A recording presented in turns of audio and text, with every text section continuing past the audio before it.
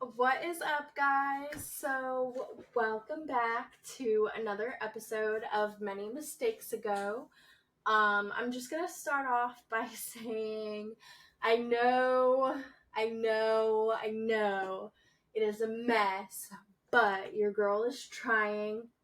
For those who don't know or don't remember, I am moving in with my girlfriend, and there is like an overabundance of stuff. We literally have both of us come up with 6 garbage bags of just clothes to donate. So we have to take that to a church, but my girlfriend is not done yet with her clothes. So I'm still waiting on her to finish up going through her clothes, but she is currently not here. Um, she is on a road trip back home. So there's that. I've got, as you can see in the little corner over here, my little Sadie butt, who has been a Velcro dog ever since Larissa left. But I just wanted to come on here and tell you guys it's going to be an easy, digestible episode. We're going to keep it as short and sweet as possible. But today's episode is what living alone is like. Now, obviously, I just moved in with my girlfriend recently due to like the roach issues. I don't know if I've talked about that, but basically there's just a roach infestation in my apartment complex area or my building. I'm not sure, but I just decided that I could not stand it anymore. So they're going to bomb my apartment twice, but they have to wait. Um, I don't know if they're bombing it or what, but they're doing like a full apartment sweep. Um, so they have to go in, and then 2 weeks later they go back in, and like it's supposed to kill everything. But like I'm sick of finding roaches in my fridge, on my paper towels. Like it is not ideal and like not what I expected at all. Granted, I did get what I paid for. It was a cheaper apartment that was closer to downtown, which I appreciated, but it just isn't it for me. So like I am super thankful that my girlfriend allowed me to move in with her and that her and I get along really well, and we just want to spend that time together anyway. So I will kind of recount what it was like to live alone because let's face it, I still did move from Connecticut, picked up all my stuff, traveled across the country to go to San Antonio by myself, and then I stayed with Tori for a couple of days until I got the keys to my apartment, and then I slowly started like moving things in. So like clearly I've definitely been doing my best and trying my best, but I can't say that I'm a part of the living alone gang anymore. Um But for me personally, living alone felt like an elongated hotel stay. It almost didn't feel real. It didn't feel like my apartment. And maybe that's because it was just very depressing, and it was a time in my life where I felt very alone because I only did have Tori in my life, and of course her and Ty are together in a relationship, and it's very hard because I want to spend time with my friends, but I don't have any. Like I just have one, and I don't want to rely on her all the time, you know? So at the time that I moved down there, it definitely felt like that. And I feel like people are quick to focus on the positives of living alone. And don't get me wrong, there are a lot of positives to living alone. But I feel like the downsides or the negatives aren't talked about much.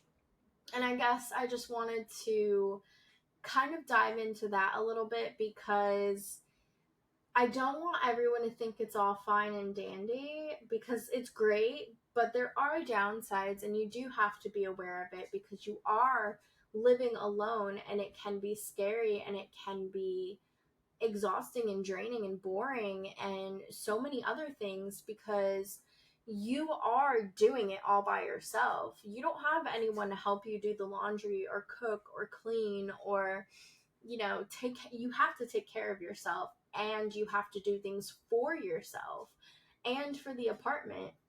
It is a lot of responsibility, and I think that sometimes that's not talked about enough. There can be a lot of burnout living alone and taking care of all of the tasks alone. Um, as someone who I lived with my parents, and then I lived with an ex, and then I moved back in with my parents, and then I moved out when I was in a relationship, and then when we broke up, I ended up moving in with my friend. So I have not lived like alone until this experience in Texas, which I'm very, very grateful for. However, I feel like I've given it a go and it's not for me. Another thing I want to mention is I didn't have a pet, and I think that's important to note because I got lonely very, very quickly and very often. And a lot of people did tell me to get a pet, but my worry was affording a pet and living in the apartment and all of that jazz. Um, I think I think as people, we forget that we're brought into this earth and that we're expected to lean on others. So we think that we have to do everything by ourselves or get a pet as a companion. Like, we are literally human. We're tied to wanting an emotional connection or even just like a friendship connection with other people. Like, don't get me wrong, I love Sadie, all of my heart and soul, but I'm missing that human connection that I get with when Larissa is around. And, um, that part of me is fulfilled when she's around. Now, granted, you can fill that spot with a significant other, with friends, everything like that. But don't get me wrong, it's hard to make friends in your 20s. It is so hard. Like, I want to do a whole episode talking about that, but it is so hard. I don't know if it's just for females or if males have this issue too. Obviously, non binaries included, but like, I feel like for females specifically, like, we go on Bumble BFF or Tinder trying to find friends, and it can be very difficult. I don't know what the rest of y'all do. Like, do y'all try Bumble BFF? Like, guys, non-binaries, like, what do y'all do? Because I feel like I wish I could like meet friends like from coworkers or from, Pilates or doing activities, but I don't get out enough. And I feel like that also could have something to do with it. Um, but anyway, when you move alone to a new city or state and you don't have many friends, you do realize that like the only person you have to lean on is yourself, or until you make an active effort to lean on others. Like, I did try to lean on Tori. However, I didn't want to continue doing that. So that's when I signed up for like Bumble BFF and all of that and tried to like make other friends. But it is hard out there. I've had so many friendships where they literally, like, I've talked to them for a couple days or like even a couple weeks and then just like nothing. And I'm like, is it me? Is it the conversation? Like, what's going on? So, one thing I definitely have to say is that if you want to make friends, you have to put in an active effort. But the best way to start is probably not apps. Like, you might not have luck, and that's okay. You might have to go to Pilates, or if you like basketball, see what's around. Go to a rec center, or if there's a book club, go to a coffee shop. Put yourself out there, because I promise you, if you're moving to like a new city state alone, you need to kind of have that motivation to go make friends, which was very, very hard for me to do. Um, that way you can actually start like not feeling so alone and feeling like an elongated hotel stay, feeling like where you're living is not a home. Like, I went through all of these feelings and it just felt so disastrous because I was in a rut and I didn't know how to pull myself out of the rut, you know? And I didn't know if I wanted to get a pet. I didn't know if I wanted that responsibility for such a long time. Um, there's a lot that goes into living alone and feeling alone and wanting to not feel alone. There's a lot of different kind of aspects that go into it, you know?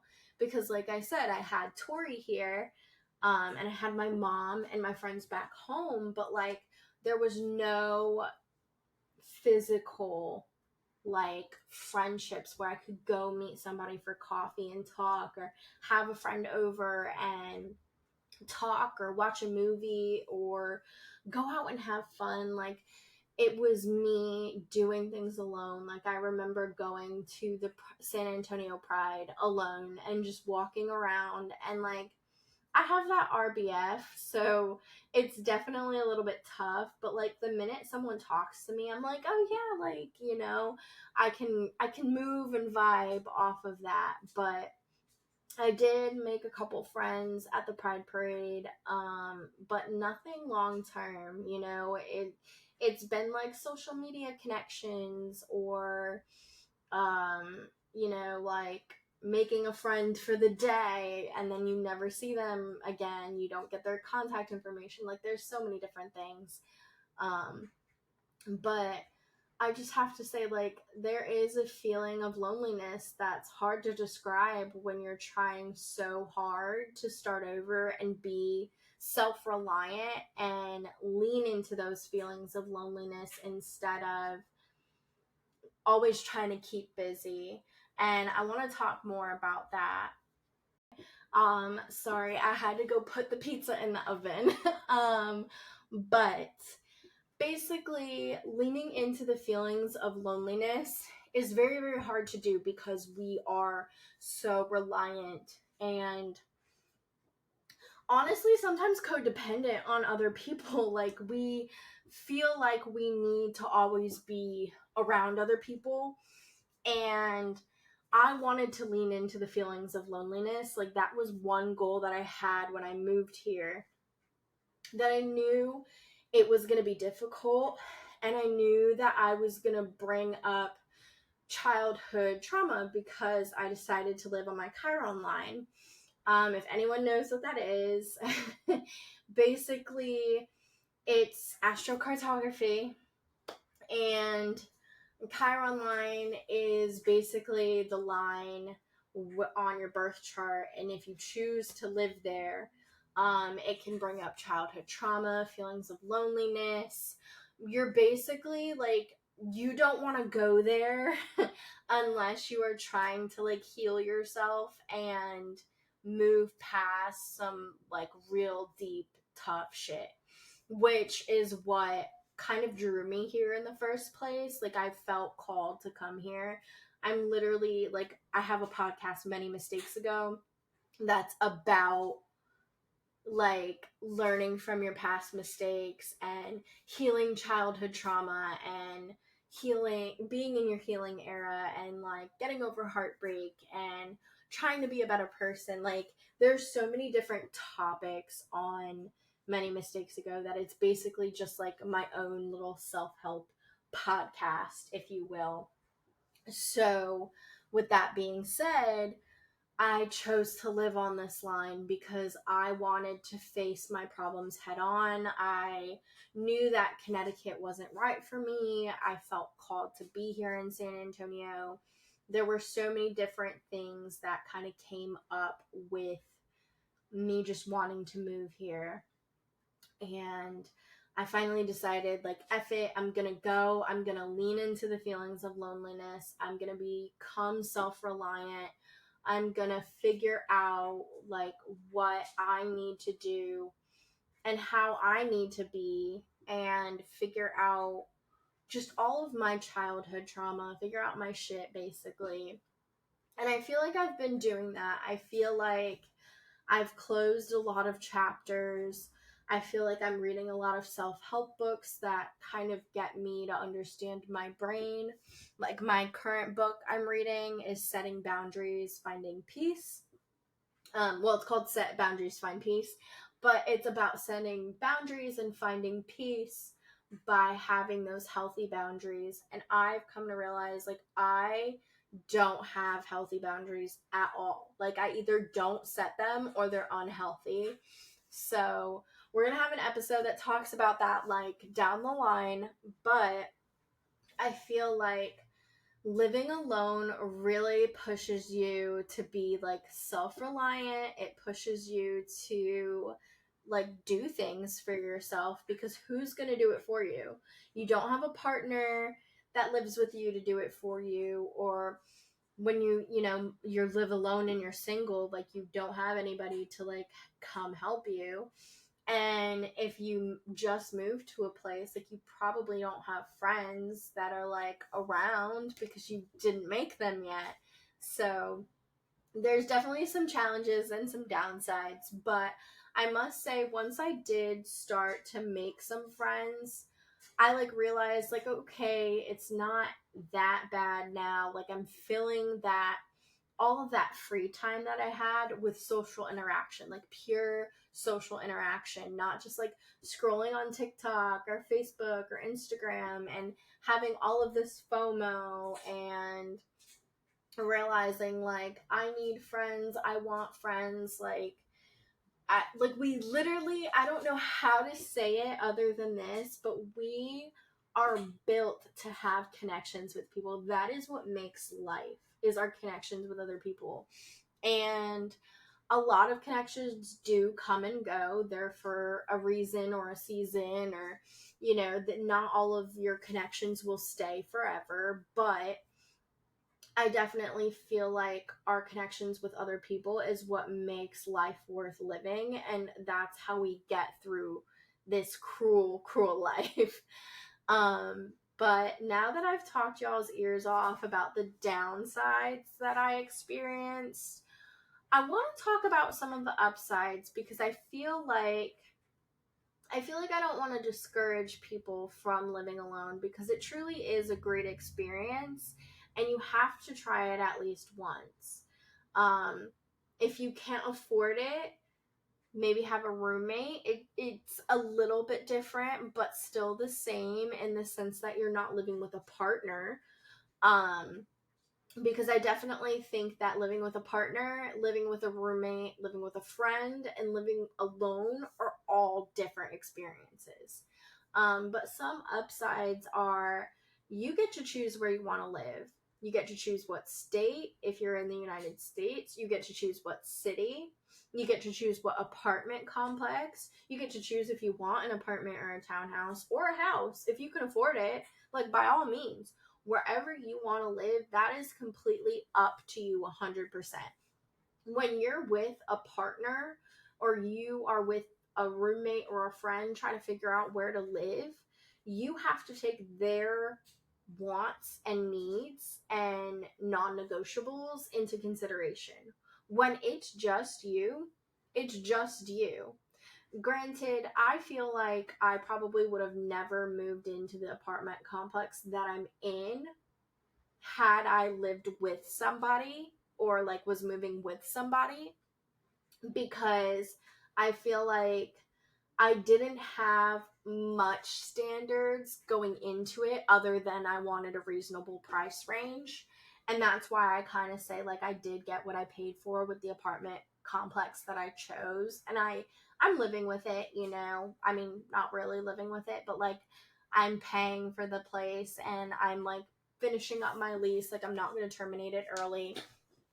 I do think because of its prime location, I still have a bed there. I still have like shower stuff, and like, I'll pack a bag and like go, because it's within walking distance to downtown, which I really, really, really liked. So for that aspect, like I still go there. I still, get to experience the where I chose to live, but I'm not experiencing it on a day to day anymore. And the day to day wasn't so bad, it was just lonely. Like, now that I have Sadie, like, she's like my best friend. She's like Velcro dog. Anyway, that's a positive. You can choose to live wherever you want. You don't have to take anyone's wants, needs, anything into consideration. You just have to know what your non negotiables are, and you get to choose what you want because it's your place, which is really nice. Number two, not only is it your place and you get to choose where you live, you get to choose how you want to live in it. You get to choose how to decorate. My girlfriend came into my apartment and she was like, "It's so clean here. Like, I love the way you decorate. I love the kind of mood that you set." And, like, to give you guys an example, there's like a wood feature wall on where I live. And I kind of incorporated that. So I got like wood types of like desks and stuff. So I got a wooden desk.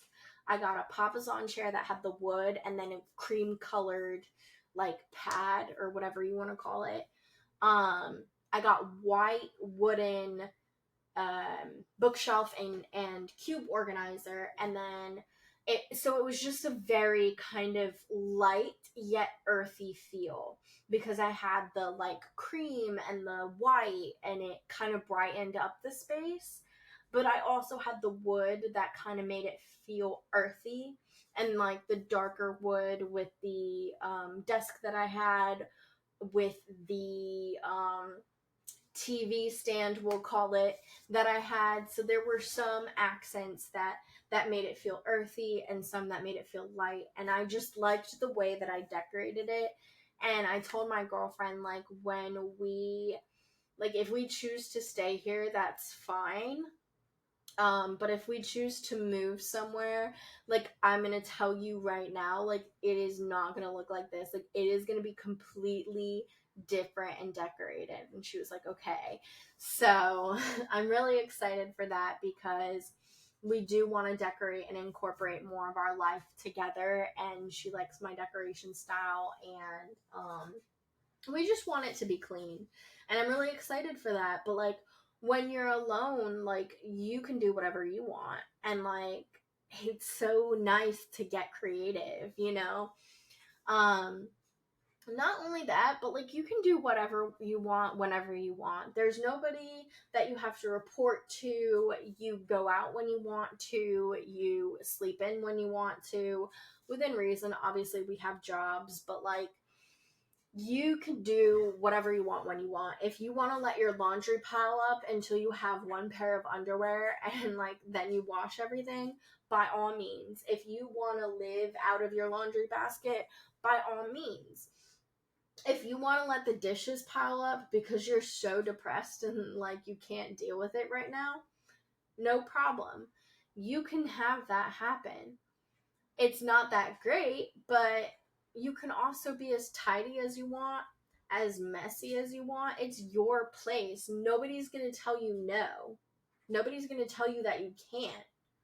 So, me personally, my messy, like, Larissa was shocked about. She's like, it's not messy in here. It's just not like put together. Like, she didn't say that it wasn't put together, but like, she said it looked like everything had a, maybe not everything had a place, but like everything was like organized.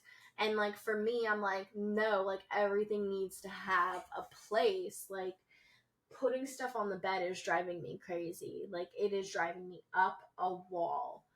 Like, I'm so serious. You don't understand how many like organizing bins I want, like, right now. Like, if I could take this bed away and make this whole corner like shelves and like stackable like containers, like storage boxes or storage bins, I would.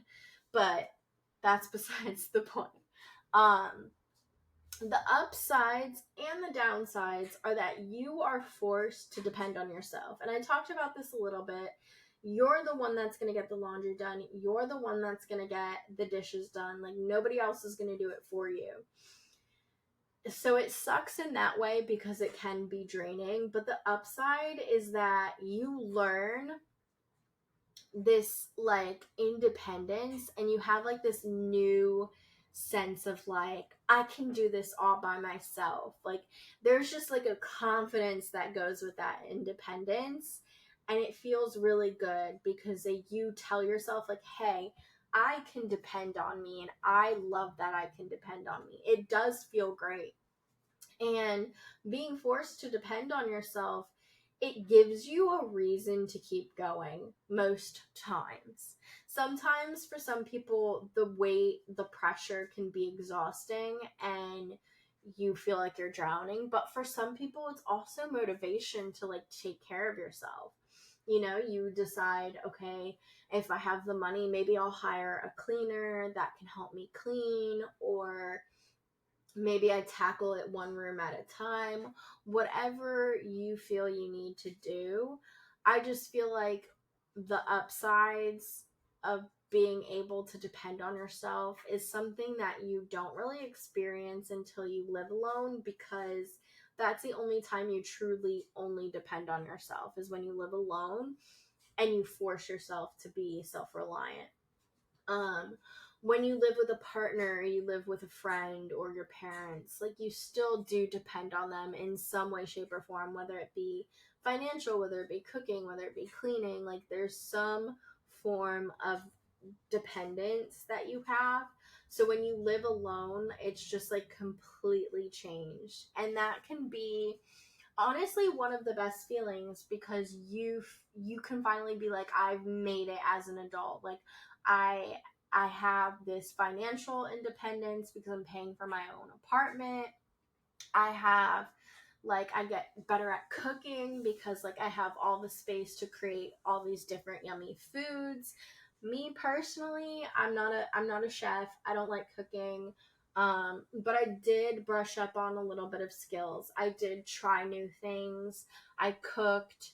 Um, while it wasn't my favorite, and that's okay, it doesn't have to be, I learned how to cook for myself. And I learned how to be healthy about it at times too, which was really nice. Um, and then cleaning, and making sure you're tidy and on top of your laundry, and there's not like a pile of dust, or like the trash is overflowing. Like, you are like so determined to get everything done because you're doing it for yourself. You're doing it because it's your mess, and you're doing it for yourself because you deserve a clean apartment. And I don't know if there's any motivation better than that, being like, I deserve it, so I'm going to do it. I want to do it, so I'm going to do it. It does feel really, really nice. And that's why I say, like, there are positives to living alone, but you have to put both the positives and the negatives into consideration, because it is tough out there. Um, I think overall, if I were to ever do this again, um, I wouldn't have signed such a long lease. Probably because I didn't get to view the apartment, and I didn't know if I was going to like it. I would have rather done like a month to month lease or something like that, or at least done 12 months instead of 15. But I'm also glad that I did the best that I could with what I had. And it was just by chance that Larissa and I met. Like, if I didn't meet her, I would be living in the apartment still. I would be living alone, and who knows where I would be. It could be a totally different story. But again, I did say that I felt like I was called to be here in San Antonio.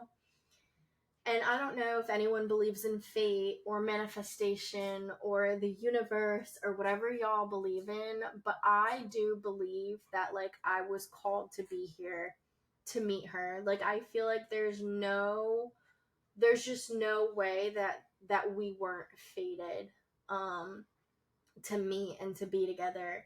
And maybe that's crazy, maybe that's you, Paul, maybe that's lesbian of me, but I knew for a reason, like, there was a reason why I kept wanting to move here and kept feeling pushed to move here. You know, other than the factors of like being less expensive than Florida. Um, I just knew. And it feels really, really great that I live here. And I'm really happy that I live here. It's not a place I want to live forever, but it is definitely an experience I wouldn't have gotten if I didn't choose to pick up and move. If I didn't choose to try to start life on my own terms after coming out and feeling like I wanted to do something with my life and go somewhere and explore the world, even if it just starts with Texas, you know. Anyway, I think that is all for today's episode. I wanted to keep it as short as possible. I tried, guys. I love you guys so, so, so much. I will see you next week on Many Mistakes Ago. Mwah.